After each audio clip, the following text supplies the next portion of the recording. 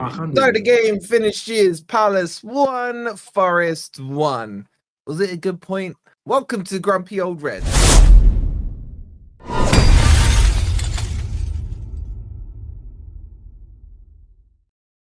Evening, everybody. I hope you're doing well, and welcome to Grumpy Old Reds, where it finishes Palace 1. And I'll tell you what, right?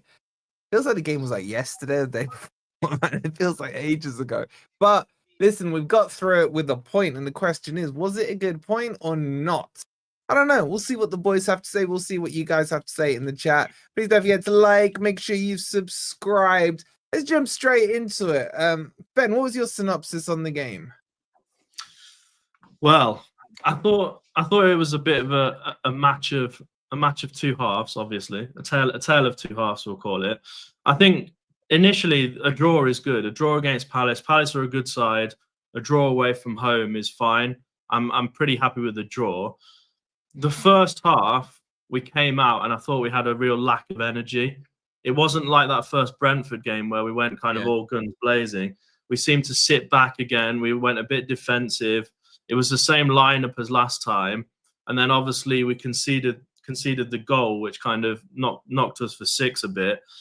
Just on the goal, like what Morgan Gibbs-White was doing is exactly what we've been blaming him for the last 2 seasons or so.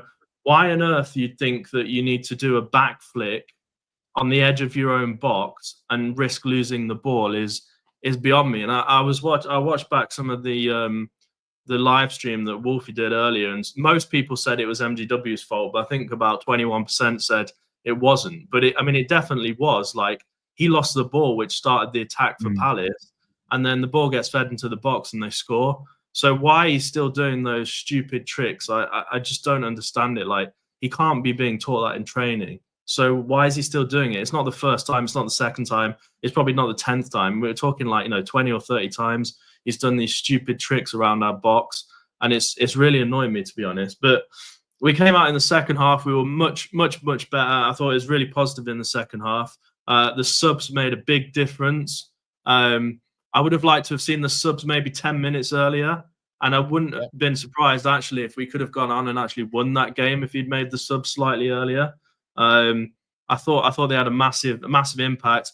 I'm not sure about putting Cali Muendo as kind of a left winger and keeping Wood on. I was going to discuss every aspect of the game in our initial talk. So I'm not getting on at you, Ben. I'm just asking the question. I'm summarising. And by the way, we fixed now he can talk again. Now that we fixed Dan's echo, expect interruptions to be. I won't do a Rob. I won't do a Rob, but no, I just you'll do a crypto and scattergun and tell everything for like 3 minutes. I can't even pull the chat up anymore to distract me. I thought some of the through balls we made today were really good. The one obviously for Cho's goal was great. The one for Jesus at the end, if he'd banged that in with that left foot shot, it could have been a goal of the season for us so far. And standout players for me, probably Nico Williams and Callum Hudson-Odoi. And the only other point to make to please Ant and hurry up and finish speaking is that I thought Hutchinson, although he wasn't that clinical, it's only his first game, I thought positionally, Hutchinson was really good. He got into 3 or 4 positions where he had a chance to either make an assist or score a goal. And I know he didn't, but I thought he... And Nicky lives in Derby, we've found out today as well. Nicky lives in Matlock. He's been hiding that for about 3 years. And when that penalty shout came in, I nearly dropped my litre of WKD on the floor. So yeah, there you go. And I'll shut up now, and you can. All right, well, thanks everyone for watching. That's the match analysis. Yeah, see you the next goal. Ez, and who wants to go next? You may as well go because there's nothing left to say. Well, but in terms of like how the game played out, I was happy with how we played. I think it was a pretty even game overall. I haven't looked at the stats, but it seemed like they had as many decent chances as we did towards the end. The substitutions we will go into, but I was happy. I would have started with the same team as last week, so I've got no problems with Nuno starting with that lineup at all. I felt they played well, but they didn't have that intensity. And that's what led to that first goal. And I think somebody in the chat, I think Riley or Quinn, I can't remember what the name is, but MG Dub did do the same thing last week and got away with it because the shot was saved by Selhurst, wasn't it? He tried to. He had a really good game last week. Yeah, but he grew into the game afterwards. But we started off really lackadaisical today. We didn't have the same intent, and I don't know why you're not going to go at a closing way. This feeling each other out for the first 20 minutes, it just wasn't the type of game where we needed to do that. I thought we had enough momentum from that last game and that last result for us to really go in and have a go at Palace today. We didn't, and it was that laziness that led to that first goal. He's made the mistake. The defenders haven't helped either. I felt like Milenkovic got dragged towards Mateta. Well, he was Murillo's man. You know, I don't think Milenkovic should have got dragged in there. But there were mistakes.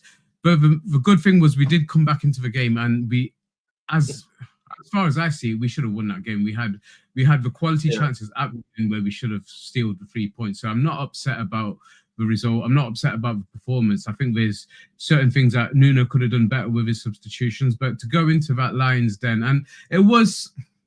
I think a lot of the guys who did attend from our fan base, certainly from our FFTV boys, they all said it was a lot of hot air from their fan base. It wasn't any real malice behind. Certainly not intended towards our fans. There wasn't that kind of atmosphere. I think a lot of it's just keyboard warriors, a bit like Ant, isn't it? Yeah. So.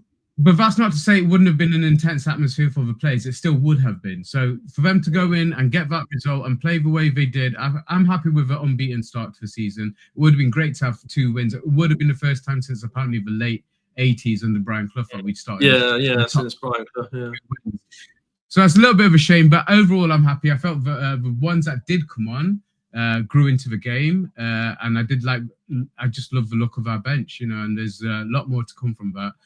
Haven't seen Nuno's press conference after the game, but you guys can comment on that.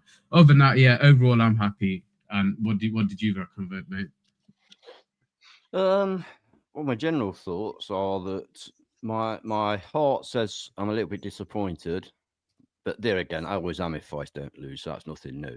But my head says it's actually a pretty damn good point. Away to Palace, it's a bit of a cliche, but away to Palace is never easy.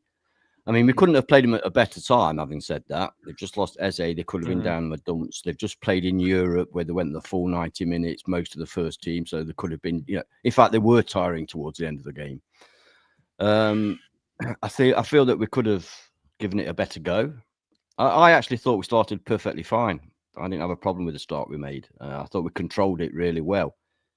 We certainly had more possession than they did. They didn't create any chances up until they scored, and that seemed to change everything. Then we kind of went very messy for the rest of that half. There's a couple of stats that one I find interesting, another one I find scary. The interesting one is that Palace have never beaten us in the Premier League. That's 11 games now, and they've never beaten us. The other one is rather more scary. I think it's something like 1997 or something. 51 games, I think it is, since we came from behind and won a game when we were losing at half time. That's kind of scary. 51 games. Yeah. I say that again? 51 games we've gone behind in the first half and not won the game. Yeah. When would have been the 51 last time? times on the trot. Sorry, 51 times on the trot. Yeah, I remember. That's what it said on Sky, wasn't it? Does anyone know what game that was, just out of interest? No. I wouldn't know. It wouldn't have been Swansea in the champ. No, that'll be more than 51 games ago. Someone in the would have been. We're talking about in top flight, aren't we? In the Premier League, yeah. I think we're talking Premier League, guys. Yeah, it would have been in the Premier League. Yeah. Did you see the Chris Wood stat? What was that? So the Chris Wood stat said something like, since Nuno took over. Oh yeah. If you look at strike, if you look at scorer in the Premier League, isn't he? Yeah, if you look at top strike, non-penalty scorer. Non-penalties don't count. Remember, don't count, mate. Yeah, non-penalty goals. He's the top scorer in the Premier League since Nuno took over. Yeah, 30 goals in 30 goals. games coming up. Anyway, I'll just finish off. I'm not going to go drone on like you lot. Yeah, you're going on a bit. I agree with most of what you've said anyway. Morgan Gibbs-White is absolutely, in my opinion, totally 100% at fault for that goal, because you simply, if he'd have just made a mistake, I would have said no. You know, another couple of players could have got in, but no, it wasn't a simple mistake. It's the fact he tried to do something stupid, and it led to a mistake. That's why it's his fault. Anybody can make a mistake, but when you deliberately try something that doesn't come off, that's not a mistake. That's your fault. There was no one even near him to take the ball. Like, I don't know what he was doing. He looked surprised. He looked surprised, didn't he, when he got the ball? Do you know what really pissed me off? When they scored the goal and Morgan Gibbs-White stood there like this on the edge of the box. It's like, it's your fault, mate. How can you look at people like that? It's your I'll tell you fault. what else has come to light, apparently, and I can't verify this because I've only heard it, but evidently Tuchel has said the reason he's not been in England squads is not because he plays for a non-Big Five side, but actually because it says the word too many flicks and tricks and he loses the ball in important areas. Is that legit?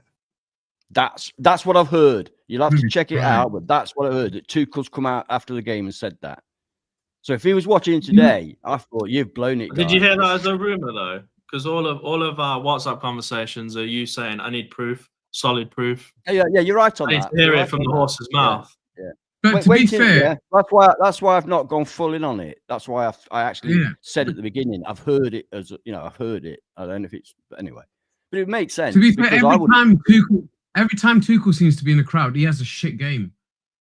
He's probably trying to impress him. I don't think he's trying too hard. But today, this is the Jekyll and Hyde nature of MG Dub that we all know too well. You know. Well, I said last week, and I'm sure that everybody else said it. If he plays like that every game, I shall bow down to him. You know what I mean? You know, but he doesn't, does he? The next game, he's back to it. And you know what's worse? Just to finish off my little bit, Nuno's subs, they're just too late. They're just simply too late. Half time would have been a good time because at half time we had lost the initiative. So therefore we had like nothing to lose. It's not like we were playing well and you don't want to change it. We were getting swamped in the latter part of the first half. So maybe that a braver manager would have thought, right. I mean, a braver manager would have thought, right, I'll take off MGW and put Douglas Luiz in there because he's quite good. You know? Or McAtee. Or I thought McAtee, look, that little touch he did in the layoff was fucking sublime. You know what I mean? Where it came over his head down and he just touched it, killed it, and laid it off. Oh, he's going to be good, man. He's going to be good. Gorgeous. And not only that, but I think you said earlier, he looked lively, he looked up for it. You can see the guy's got quality. I don't know where he's going to play, but you can see the guy's got quality. In the 10. So, yeah, maybe a braver manager would have took MGW off at half time, who was doing nothing and was responsible for the goal. So, like I say, you're not losing anything by doing that, are you? So he could have took MGW off and perhaps put McAtee there. Maybe that would have been a sensible choice. But Nuno's not that guy. You know, for all that he does well for our club, Nuno's not that guy to take it, to grab the ball by the scruff of the neck.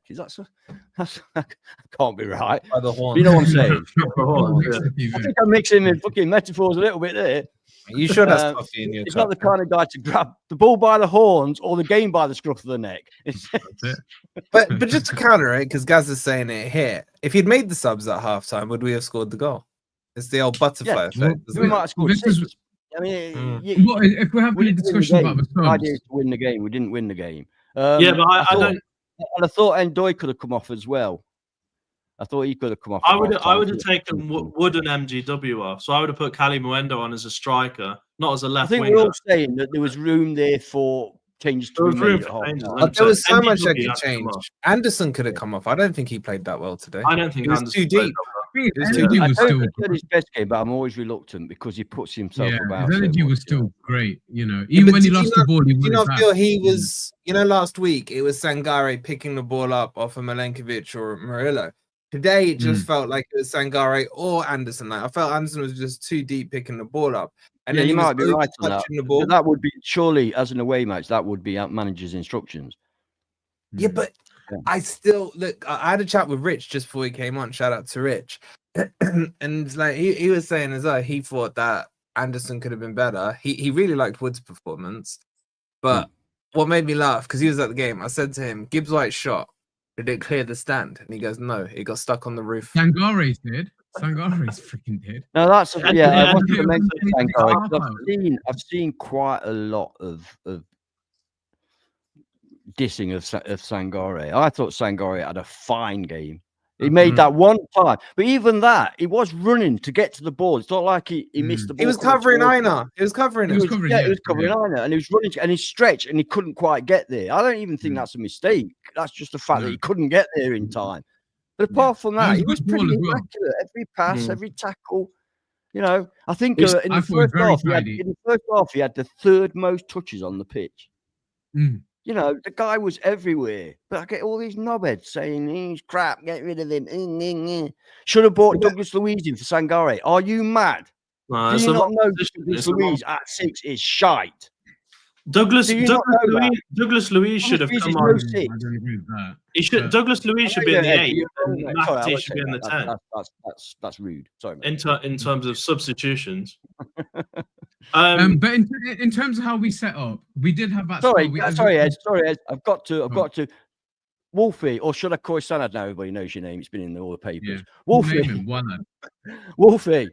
What? Explain to Ed what the Juventus expert said about Douglas Luiz. I mean, we knew this anyway. I don't know about you. I think you've changed, but I knew he was no 6.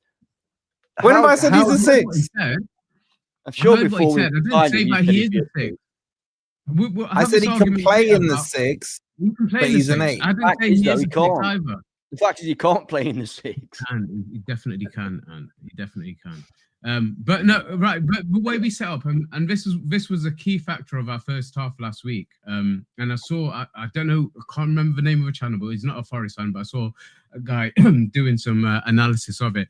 And when we were penning Brentford in last week, we had 3 players just inside their half, and it was Sangare, Aina, and I think it was Murillo on the left-hand side. And they were penning them in, and they were cleaning up any free balls, and they did it again today. But it, like Ants alluded to, after they scored, we kind of it got very messy about end of that first half, to be honest. But we did have that spell where we were doing that, and that's something that we can really build on. And it does give us a different dynamic, and it allows us to give some continuous pressure to a team. But to be fair, Sangare was very tidy today. Yes, I wouldn't have said that's a mistake either. It was a very good ball that got over the top of him, you know. But he had a tidy game again today. Anderson still had his energy, just didn't have that quality. And it's still, again, he's someone, he had a couple of moments where he'd given the ball away, but he managed to get it back straight away because of his energy levels and his persistence. But it just wasn't that tidy, polished performance that we saw last week. But there were signs there that we have got a system that can work against certain teams. I just wish we'd gone for it from the start. And I've got to say, he was a bit of an unsung hero last week, Callum Hudson-Odoi, because his high play last week allowed us to have that sustained pressure. And I've said before, I really like him on the right-hand side. He got obviously scored a fantastic goal from there, similar to the goal he scored against Man City last year. And he got a couple of crosses in from that side as well. I do like him that side. And I like Ndoi on the other side. He clipped in a couple of really good balls from that side. And obviously the goal. Better on the right, on the left. Yeah. In terms of the substitution, a quick point on that. The timing of it, I think he was right to give them a chance. And once we've scored the goal, we did have a 10-minute spell of where we had some sustained pressure. So it would have been very hard for Nuno to make an immediate but sometimes it's better to bring those players on to take advantage of that. Yeah, we had the momentum. I agree. But that's another way you can look at it. The problem I had with his subs was that he brought the wrong players on for the wrong players. You know, McAtee should have come on for MG Dub, not wait until you brought up Mari Hutchinson to then play him on that side. Because Callum Muendo, I felt he was wasted. He showed a lot of energy, but he was wasted on the left. And I would he was in the wrong position. I had a couple of nights. When he actually managed to touch the ball, I thought he was quite neat. He was quite good on the ball, but he been brought on to play as a left winger when he's a striker. He's going to be so good up front. He looked good. I'm not buying this thing. I've seen a few people in the chat saying Douglas Luiz wasn't match fit. If he's not match fit, then why is he running up On and the down bench. the touchline for 45 minutes? You Why don't is he in have the to be squad? very match fit to do Why is he 20 in the squad minutes team? of Why is he professional on football. the bench You if he's don't. not match fit? You could have Well, put anyone else there. There's other players who weren't on that Yeah, bench. especially So towards Again, the it's not end even then. that. It's not even that. Yates came on in the 88th minute and got 6 minutes. Are you telling me a professional footballer Yeah. with Yeah. even with he no could have definitely preseason, come on. no Yeah. preseason can't last 6 minutes on 7 minutes, whatever it was on the pitch? Yeah. That was my Yeah, point. I Yeah. just want to touch on the Calamuendo stuff and the subs. You touched on it there, as Mm.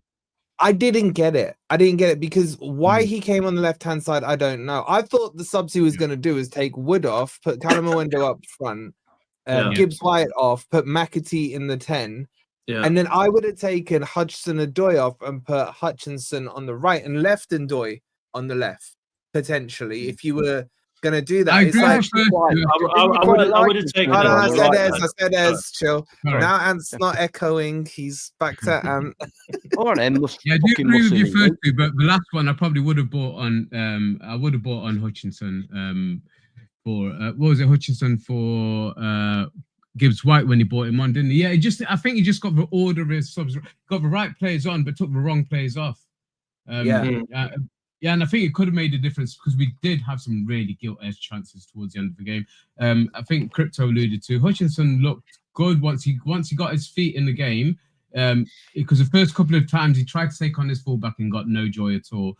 Then he got a little bit of confidence and he looked good. He looked like a threat, and him and McAtee linked up really well.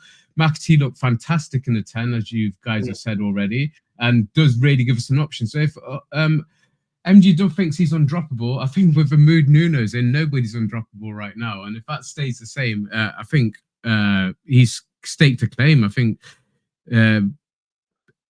there's an option there now at the 10, which we haven't had. I know people have talked about putting Anderson in the 10, but I've never really liked that. I think it takes too much away from him as an 8. But now you've got a definite competition for Callum Hudson-Odoi from James McAtee. He's going to have to up his game. He's going to have to. I don't understand. I've just seen a comment saying, "Why would you take off Wood? He's our top scorer." Wood's fantastic. He's absolutely brilliant, but he does need chances. With other players, such as the likes of Calamuendo, could perhaps create his own chances. If he gets the ball, he could perhaps go past 2 players and smack it in. Wood generally, when he gets a chance, he's brilliant, but he does need to be provided with chances. So that's why sometimes you change the forward. I thought that I quite like Callum Hudson-Odoi on the right hand side because he actually went to the byline. Did you notice that and crossed the ball? Yeah. He stopped trying to shoot. Yeah. I got to ask you, Ben. Just sorry to interrupt, but I want to ask you this. A lot of people, I'm seeing mixed comments on Hutchinson in the chat. A lot of people saying, he's on my radar. I'm not convinced. Blah blah blah. What was your thoughts on his performance? I'm going to put a poll up as well on Hutchinson. Now, let's be real. He got 8 minutes of normal time plus stoppage. Very small sample size. Yeah, right. But there's a lot of reaction to him in the chat. What was your thoughts on him, Ben? I think it's a mixture because the first 2 or 3 times he had the ball, as Ez just said, he tried to take on the fullback and basically failed. And at that point, I was thinking, oh no, he doesn't look great here. Like Elanga would have got past that guy. But later on in the game, even though it was only 2 or 3 minutes later, he was actually getting himself in some good positions. Like he obviously had the chance to score the goal. He had the chance where he was on the right as well, the right of the goal where he hit it over. Then he had the chance in the middle where he hit it over again. I thought like his positioning was really, really good. I don't think you would have seen someone like Elanga getting into those positions, but clearly his strength is not taking people on down the wing, but cutting inside. I think he could be a really decent player. I did just want to say that we saw in pre-season that playing 2 strikers doesn't work. So I don't understand why Nuno is putting Calamuendo on the pitch with Wood and then bringing Jesus on, and still Calamuendo is left out on the left. Like it hasn't worked playing like a 4-4-2 formation. So I'm not sure why he's still trying to do it. I agree with you guys that Calamuendo should either be the central striker. I don't think he should be on the pitch at the same time as Wood effectively. I disagree a little bit because the whole little and large combo may work with those two. I think Jesus and Wood have too many similar traits in terms of liking to drop into the pocket. But if Calamawendo likes to play in and around the edge of the box and into the box, if you got Wood dropping deep and Calamawendo holding up, in certain scenarios, it could work. There was it times can't work in the with game, Igor and Wood. There was times in the game where Calamawendo was picking the ball up like halfway between, the halfway line and their box. Oh, he cleared one in our box. He cleared one in our box. Yeah, which I just think is strange for someone who is a 19 goal a season striker. I mean, personally, what the subs I would have made is I would have taken MGW and Wood off, but I would have actually kept Callum Hudson-Odoi on because I thought Callum Hudson-Odoi was one of the best players on the pitch. So when he went off, I was a bit disappointed. I would have rather seen Ndoi go off before Callum Hudson-Odoi. I wasn't that impressed. As for me, I've got no worries about Hutchinson right now. 15 minutes. Yeah, very early on. And he's a young kid, and it's his first start for us for a big team. And I think that one thing he did do is he showed positivity. I think that's a great encouraging sign. He wasn't hiding. He wasn't trying to shield the ball and pass it back. He was having a go, and I like that. So hopefully he'll continue, and and the chances he had, he's left-footed, isn't he, or is he right-footed? Who, Hutchinson? Yeah, left. Yeah, so I thought he was. I think he's left-footed. He is left-footed. Yeah, Hutchinson's left-footed. He's very left-footed. Very left-footed. Yeah, that's so that chance he was struggling to go down the outside. He's good at inverting. That chance he had. Yeah, that's what I thought he did. He cuts inside, but that chance he had on the outside, on the right-hand side, I can't remember who played the ball, but he just played it a little bit wide for him because he had to hit it with his right foot. Yeah. And it wasn't an easy chance anyway. And when it's your right foot, it's forgivable. I thought that was a really guilty. Credit to him for being there in the first place. Yeah. And he could perhaps have done a bit better than that. But I think he hit that with his right as well. Did he hit that with his right as well? Yeah. No, he is heavily left-footed. Trust me. I know he scored with his right. But if you watch it, and the reason you can tell he's heavily left-footed is he tried to open his body up for a split second to try and hit it with his left, but the pace of the pass was too strong for that, so he had to adjust to put it onto his right foot. Some players can be very good with their weaker foot, but not when it comes to volleying it from a tight angle. Mohamed Salah is very left-footed, but he can still score with his right foot. Yeah, but he will more times than not put it onto his left. I think it's a bit harsh to judge him after one game, after being on the pitch for 10 minutes. Like, I think one thing we forget as well is, obviously we talk about the football, but when you watch these videos of like their first day and stuff like that, like it's a big change for these guys. They're only young guys. What's Hutchinson? Is he 20, 21 years old? He's got to drop everything, move city. He doesn't know anyone. Go and live by yourself, move away from your family, and then be expected to perform as a high-level Premier League player a few days later. Sorry, mate. Go on. I was just going to say, I think a lot of it is it's not just about pure skill and stuff on the pitch. There's a psychological aspect to it as well. Yeah, you're absolutely right. And the funny thing was, when I saw the welcoming video, if you like, the behind the scenes one, I noticed that when he was sat there talking to the camera, he was quite cocky. I'll bring the magic, all that lot. But I noticed when he actually went, and I know a lot of people like this, when he actually went into the room full of the other lads, it was quite sheepish. You know what I mean? He wasn't like, "Yeah, I'm here, guys. How you doing?" It's like first day of school. It's a big thing. It's a big thing for them. And when he got called on the sideline, we sometimes don't give the amount of credit that we should do to what they do in training and stuff as well. Because if you play with a certain right back and you're used to that right back either always overlapping or always coming inside, or always putting the ball there for you, or always putting the ball there for you, and then you've got a totally different right back.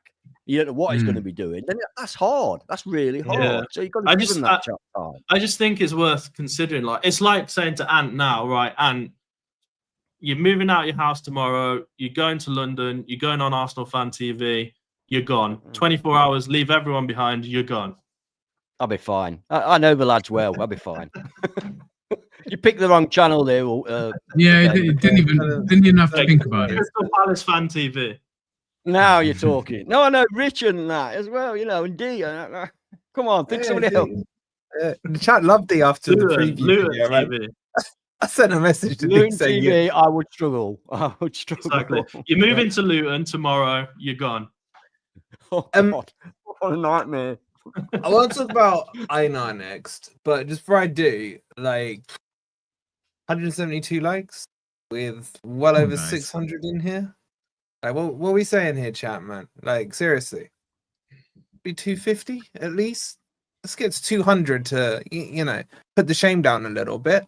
So hit the like button if you haven't. We are 7 subscribers away from 29,600. So if you're new here, any newbies for tonight as well, say hi in the chat. It'd be good to see the new names as well as the old legend names, the OGs in there. Big up to Wazza with the £2. He goes, Jesus in stoppage time. Wow, true crypto. That goal would have been, if that goal had gone in, I was there, 2 balls with WKD. I was ready. They were going up in the air. Cracking effort. You know, I don't. That ball by it was Murillo, a by the powerful way. shot as well. Yeah, Murilla's What'd pass. you say? Murillo's pass, wasn't it? It was Murillo's Yeah, that's pass. what I mean. Some of the through balls today were. Oh, they must yeah, have been no. working on that in training. Evidently, everybody's saying that Ndoye's pass was actually, if you look at it, it makes more sense. It was actually to Wood. And Wood Yeah, just but they missed must have been probably, working on but that in training I don't because care. that's what happened last game Yeah, as well. well, with that awareness. Anderson pass. That Anderson pass last time was a through ball to Chris Wood. They must have been working on that in training. They've done it 3 or 4 times in the last 2 matches. No, if you look at it, you can see like Jesus' one. He bent his run on the last man, did the defender just by changing trajectory of his run. Yeah, like literally that, I think it was Gay chased him down. If Gay hadn't chased him down, he was clean through on goal, and that was on his weaker side as well. I thought it was going to miss by a distance, but it almost like swerved back into. I was expecting it to fly over with his left foot, but no, it was a good effort. That was. It wasn't Gibbs White. Can you imagine if it had gone? Oh, stop it! And we'd have seen the celebration and everything. You can't blame him for taking the chance. That's not Jesus, is it? Oh, it is. That's Ndoye, isn't it? That's Jesus, yeah. What's that then? What's that? That's Jesus. Jesus. Yeah, but what I don't know what it is. It's not Jesus, is it? It's a hand gesture. Dragon Ball Z, man. Dragon Ball Z. Pokemon or something. Pokemon. No, I don't watch Dragon Balls. The Calvin Crow with the 35 months. These months are really starting to pile up. Thank you so much, bro. As you were just about to actually, let me just do one more super chat. The £2 from Jess. That's not the Jess, is it? Yeah, it is. It is. Is it? Yeah, all the names are changed. I don't know why all the names. This thing YouTube is now changed to with usernames is bugging the crap out of me. Shout out to Jess. She goes, for the little time he got, Hutchinson was brill. She hasn't said nothing about Wood though, has she? All forgotten. Younger flame. She just moves on like that. Rich is in the chat as well. Big up to Gary with the £2. Shout out to you. Thank you so much for the super sticker. Marky Boy has gifted a membership, and that's gone. My little Mo. Shout out to you. Make sure you show Mark some love. Mark, thank you for doing that. And big up to Rich, or it could be JC, could be Nikki, it could be any of them. I think it's Rich though. Shout out to Rich. By the way, chap, Rich, who's been like so objective this whole thing, decides to call me up and say, how did you not beat us when we had a depleted squad? Rich, I had higher standards. Oh, have you I don't know if this is breaking news or if you probably already know, but it says the FA are to investigate Palace banner over display depicting Forest owner holding a gun to Morgan Gibbs White. So I've put that video up on YouTube. So if you haven't seen it, one of our FFTV boys captured it on film. You can go see that banner. It's like, do you know what? I don't really have much of it. It's like whatever. It's banter, yeah. But they won't send them to prison. They'll just send them to art school because it was fucking rubbish. That's the worst bit about it. It was rubbish. I could have respected it if it had been well done. The best bit is Andrew does thumbs up while he's got a gun. Sorry, shouldn't laugh at that, but I thought it was quite funny. They didn't need to put a bloody gun to there. They could have made their point differently, but it is. It could have been a banana. Yeah, Brett said, D made it. Like we all know, D's not very artistic. I'm joking before anyone actually thinks D made it, right? Okay, he did. Right. He did make it. I'm putting it out there now. If the police want to know his address, just get in touch. No, I've got D's banner right here. Look, he showed it to me. It's right there. Actually, all right. I wasn't at the game, obviously, but obviously I know guys that were, and they've all said there was no trouble whatsoever. Zero. None. Not Mhm. even, aggression towards each other. And in the ground, there was a short period where they did the F Marinakis stuff, but it was only for like 5 minutes, and that was it. That's all I really Yeah. heard. I didn't hear a lot Yeah. else. Yeah. They put John Texter. Oh, he's called him Sir John Texter. Rich. That's No, a we slip call of the him Sir tongue. John Texter, and Rich believes us. The thing is, I don't mind a little bit of needle between a couple of fan bases. You know what I'm saying? Yeah. Like just the chance going back and forth. I think they're always fun, man. Come on, let's not do this whole freaking woke thing in the grounds as well. It's bad enough how it's getting on YouTube and online. Listen, I don't feel any animosity to Palace whatsoever. No. I never have. It's all gone too far. People should be able to say and write and artistic whatever they want. But again, no. It's fucking cesspit known as Twitter. It blows everything up, doesn't it? And so you get 100 people on Twitter putting all these posts out, and it looks like the entire fan base. Yeah. That's mostly free speech is dead. Well, all right. Yeah, a bit of banter, Anyway, we won't get into that. We're getting into that's a whole different debate. Yeah, you don't want to get monkey started on the politics. Too nice. We've already been talking about this. How can we banter you when you're so bloody nice? I know, man. I know. But he got close to banter when he said, depleted squad. He tried it, and I was like, that was close. For Rich, that was pretty damn. He said they didn't have Eze as part of their depleted squad. I'm like, how can you? You might as well say at least he wasn't in your squad. Eze has gone. It's no longer. No, that's not a depleted squad. That is the squad. It's only depleted if you've got players that aren't there. Exactly. All right, let's crack on. Let's talk about these Nuno comments, right? So before the match, did you boys see his interview with Sky Sports? I think it was. They asked him the question. No, you'll have to fill me in, bro. I'll kind of paraphrase it as best I can remember. Chat, correct me if I miss it off wrong. Basically, they asked him before the match about the whole presser. And they said that the allegations, that wasn't the word, but roughly speaking, are that you're trying to get yourself sacked from Forest. And they said, do you want to still be in charge of Forest? And his answer was, of course I do. Yeah. I didn't find it that it seemed a bit off, wouldn't he? It seemed a bit off. No, I don't want to be Forest manager. Yeah. It reminded question. Stupid media question. Yeah, but they have to ask it, and they have to. I'm sorry, no, that question was fine. They had to ask it. They asked him Come out with something a bit more creative where you can trick him into saying something he didn't mean. Like what? Yeah, but he went on the defensive. Yeah, this is the thing. It just was a bit tongue in cheek because he was smiling about it. Of course, of course. I've not seen it, to be fair, so maybe. And then they asked him about what do you think should happen. He said, I don't know who the person was asking questions, but he said, do you think you, Marinakis, and Edu need to sit down and kind of thrash it out? He didn't say thrash it out, and he was like, yes. And the guy said, do you think it should be sooner rather than later? He goes, yes, that's what we're going to do. Obviously not today because today's the game, but in the coming days. So here's my read on it. I haven't seen his post. I did see some of his post-match presser, but it wasn't the microphone one. And by the way, something that's weird is I haven't seen any interviews on him on the Forest website. I was like, even after the Brentford game. He didn't do it pre-season, but it wasn't there on the Brentford. The only one he did do last week was BBC because they get fined if they don't do that one for Match of the Day. He was doing that thing like, it reminds me a bit of my girlfriend where you argue with her and then next day she just pretends it's never happened. It's like it's never happened. Yeah. The way they speak, what do you mean? What are you talking about? Should have been, don't you think you're being a bit of a mardios? Get on with your fucking job. You're paid enough. Yeah, but if he'd said that, he would have got sacked. So I'm just checking out. By the way, there is a presser. There is a presser now on the Forest. Get on with your job. You get paid enough. Utter woke nonsense. Yeah, but having just said that, I've just checked the Forest website. There is now one. It went live about half an hour ago.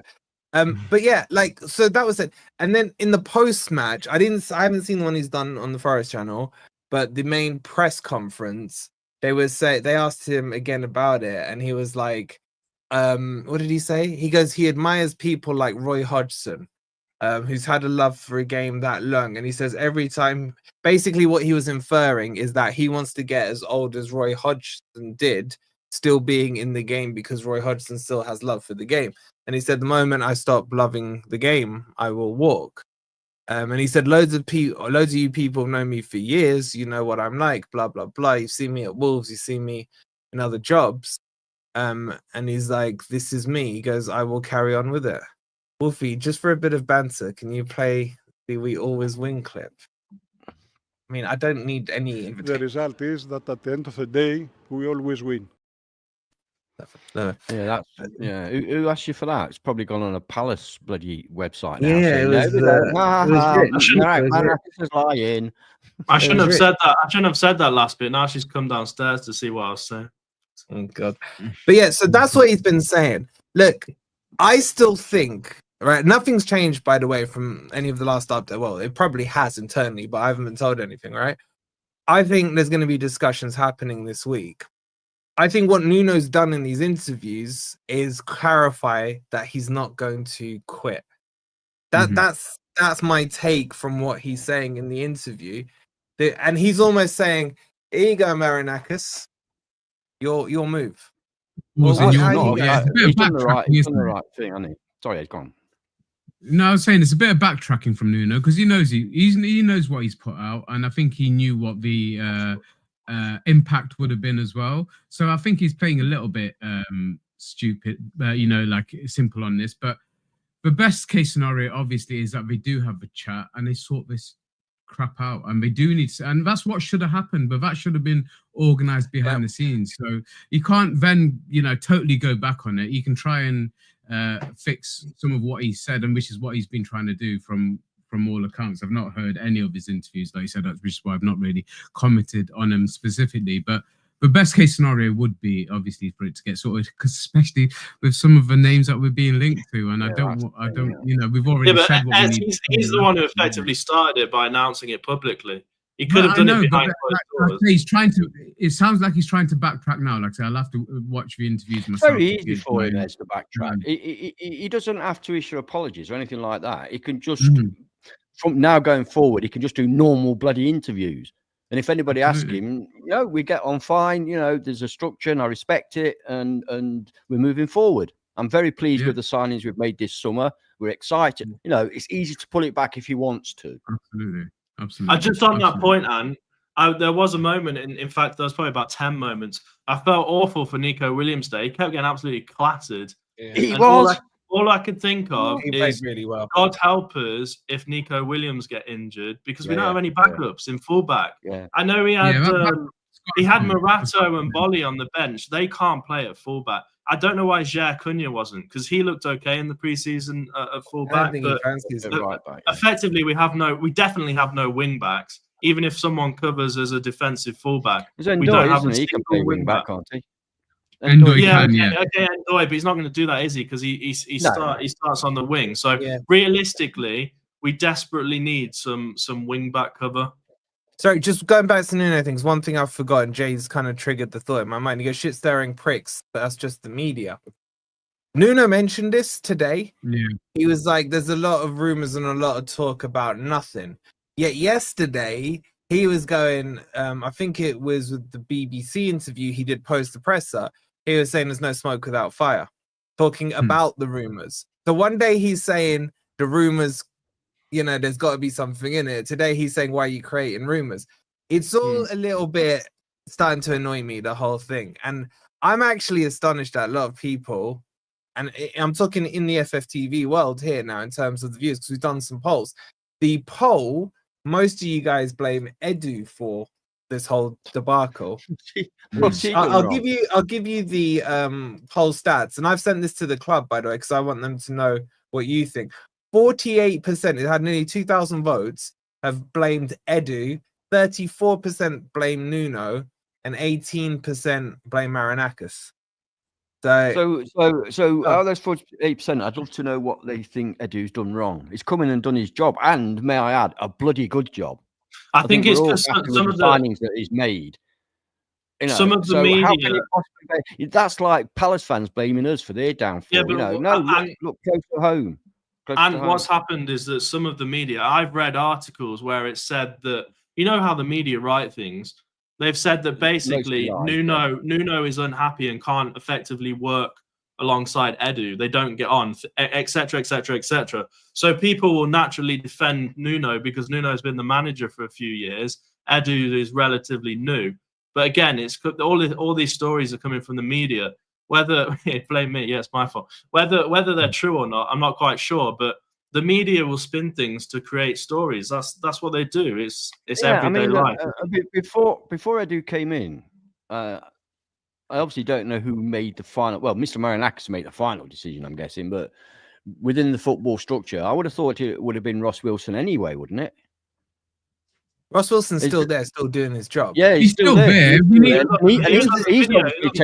obviously taking orders from Edu, and he seems okay, although he might go to Newcastle. But the thing is, I literally spoke to the club like a couple of hours before the presser when all the rumors were out. This was not from the club. These rumors were not from the club. There was no intention from the club. This is my point now, and he's saying yesterday, no smoke without fire. And today he's saying, why you lot shit stirring media stories? I heard what he said. I heard him out of his own mouth saying that he's really disappointed we've not signed anybody. It's a load of crap and I don't get on with Marinakis anymore. I've heard him say it himself. This is not rumour. Yeah. Anyway, He did say that, to be fair. Who knows? Maybe it was Joe Worrell and Larwood and Vos, allegedly. I wish I had tumbleweed on this new freaking screen. I need to get that uploaded. Right, let me just do a couple of super chats, guys. We're on 240 likes. Come on, 10 more of you can hit the like, and we're 5 subscribers away from 29,600. You can get both those things done. Big up to Chris with the £2. He says, "Don't play poker with those reading skills, Wolfie." I'm an excellent poker player. I'll have you know, Chris. All right. Remember, is Dawn to Dusk still a thing in that place? Still the showcase, yeah. Yeah, the showcase. That's an intimidating place, I must say. Okay, right. So that game's done. We're on 4 points. I think we're 4th in the league, if I'm not mistaken. Subject to what happens tomorrow between Liverpool and Newcastle. I think that one is going to be hostile. By the way, that one will be hostile with the Geordies. Yeah. I just hope that Liverpool just don't go on and win 5-0, you know what I mean? Because it could happen. But what was I going to say? Yeah, so we're 4th with West Ham next. I don't want to do a full West Ham preview, but now that you guys have had a taste of all kind of we've seen little bits of the new players. What are you saying? Like, are you thinking this is coming together? Has it been a good start? Very early doors, I know, but 4 points out of 6. Palace, by the way, I think they've lost 5 games in 2025. They've just beaten Liverpool. They've beaten Man City in the FA Cup final. I think they've gone 12 games unbeaten, if I remember. Something like that. So, what are you thinking? Is it a good point from this game, or are you a little disappointed? Let's kick us. Go on, Ben. I think it's a good point. Look, I think starting the season off, especially after the pre-season we had, starting the season off with 4 points, 1 away from home against a good Palace team is really good. And I think going forward, if we can do what we've done in some of our previous seasons and make the City Ground a fortress-type atmosphere, then I think we'll do well. I mean, a lot of people were worried during pre-season, where we're going to finish in the league, are we going to be battling for relegation, blah, blah, blah, blah. I think we'll do well. I think we'll be surprised. I think we'll be in that kind of top 6 to 8 teams again come the end of the season. So I'm happy with 4 points so far. I'll echo that. I've got to be happy with the start. And the way the game went today, we were unlucky not to get the 3 points. So you can't be disappointed.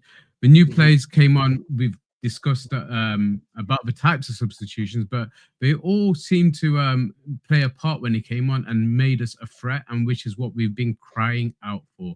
Options off the bench would give us an attacking threat, especially in games that we're chasing. And Nuno did make positive subs in general with the majority of them. We'll argue over Yates to the whatever's come in, but the fact of the matter is most of his subs were positive, and he was looking to get that win. And I'm happy with the start, unbeaten start. We've got a great opportunity against West Ham to extend that at home. And the way they've started, they're absolutely shocking at the moment. I don't know if he's still in a job, is he? But Just yeah. Well, the worst thing that could happen to us is they sack him before the game, and they get a bit of a bounce.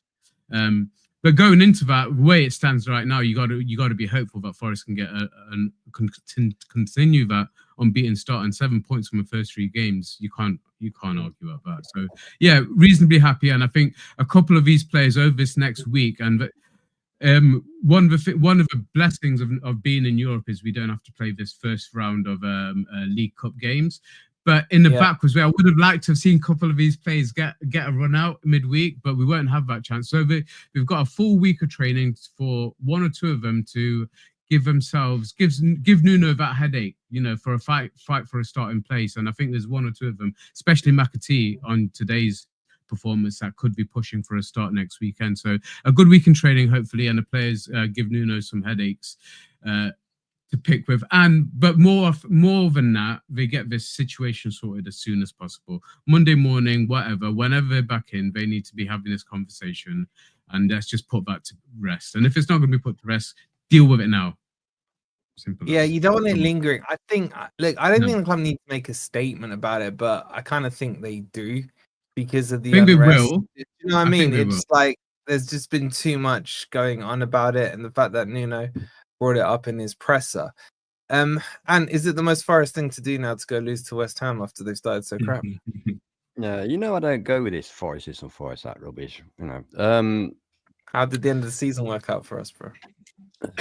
It went down it goes for most clubs that haven't got sufficient depth in their quality and depth in their squad. That's how it went, whether it's Forest or anybody else. Shout out Lemmy. Yeah. What was your question? Because I was getting a bit distracted. Well, right, okay. Let's get this out there, right? I get accused of interrupting quite a bit, which on the odd occasion I might interrupt somebody. The reason is because every discussion we have, it starts off with crypto, then it goes to Ez, and then it comes to me. So I'm sat here with fuck all to say at the end of it. You're always it bloody is true. You go back and watch every stream. It bloody well is true. It bloody well is true. You interrupted so many times in the first half. Have I got an agenda? Have I got an agenda? Because you don't fucking stop. When Morgan gives white, when Morgan gives white does that little Oh, we didn't even the whole episode. He's talking about you, man. You don't shut up. Oh my god. So I've got an agenda against you, man. No, I don't think it's agenda. I just think it's lack of IQ. I don't know. All right, then let me start the final question with you. I haven't actually got a final question. I'll make one up.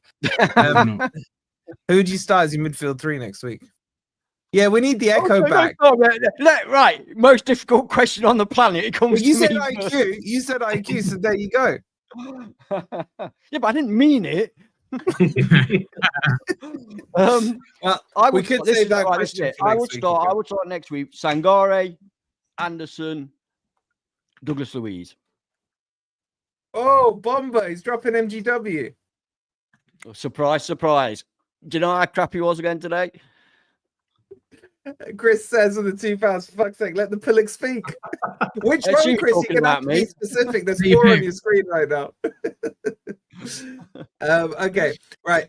I'm jumping over to Hissam's channel for a long debate. Now I'm going to send you guys over there. So come in and back me up because it's all Cartel 6. So I'm just going to have a go at them all. So make sure I've decided to call it 5. Yeah, well, big 5. Cartel 6, yeah. Cartel, yeah. But when they talk about big 6, no, big 5. There's no way Spurs are a big fucking 6 side. Man United are getting relegated. Yeah, but they're still a big club, aren't they? 4. No, I'm quite happy. Listen, I'm not going to argue with you. I'm quite happy to go big 4. Big 4. In fact, I don't think Chelsea are a big club, really. They've just got a lot of money.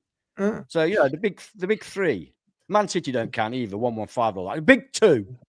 Yeah, big 2. Liverpool not. Yeah. Arsenal haven't won anything, so that leaves us with Liverpool. Arsenal are in phase 9. You hate Liverpool. I can't believe you just said that. Yeah, All right, exactly. You know, let me finish. big They ain't zero, the Liverpool, big zero. big non. Hey, there's only one who's got the back-to-backs. Well, Liverpool have got it as well. Apart from Liverpool, there's only one that's got the back-to-back. Exactly. Yeah. Right, I'm jumping over there. I'll see you guys over there in a second. This will send you there. Back tomorrow with, I think I got a transfer update or a Nuno update. I can't remember which one. I One just have one quick question. Is Backward still on the cards? Yes, Yeah, that's good. Delaying That's back. I'll update you tomorrow. All right. We'll By the see way, you.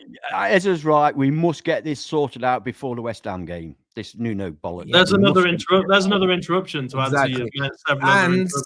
Listen, And- Specky for You're us. doing it again, now you're doing it again. Otherwise, you're going to get a good hiding. I was going to say the Europa draws on Friday, but I'm about to kill these guys backstage. I'll see you over on Sam's channel. Come on, you Reds. Like and subscribe. You Red. Red.